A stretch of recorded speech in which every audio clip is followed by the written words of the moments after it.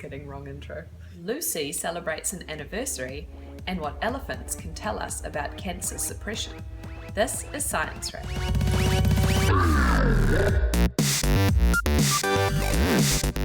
Hi, and welcome back to Science Wrap, the show where we feed you the tastiest new research from the world of science, all wrapped up in an easy-to-digest package.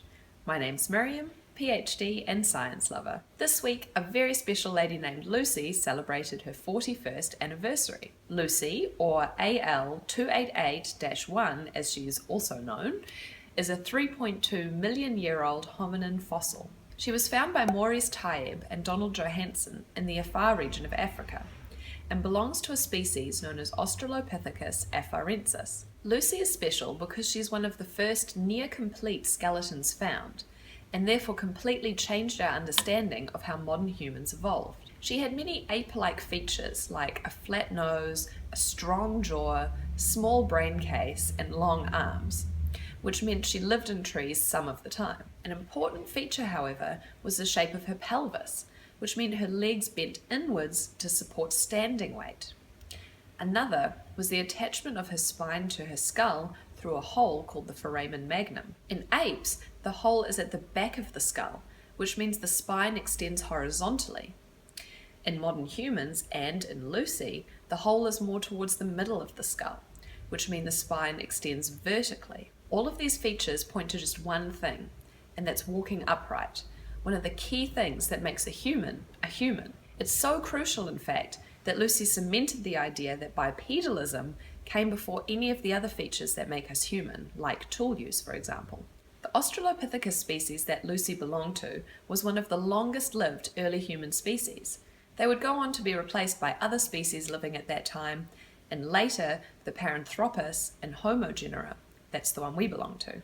To see how Lucy fits in with all our other ancestors, check out this interactive human tree diagram. It's pretty cool. Perhaps the reason Lucy is so famous is because she put a name and eventually a face to some of our human ancestors. When naming her, Dr. Johanson commented, "Lucy is a non-threatening name that helps people imagine a 1.1 meter tall female walking around. She gives us a glimpse into our past." Traveling back to modern times now, and a paper in the Journal of the American Medical Association has given an explanation as to why elephants rarely get cancer. Now, this fact may be a little bit surprising. They have about 100 times more cells.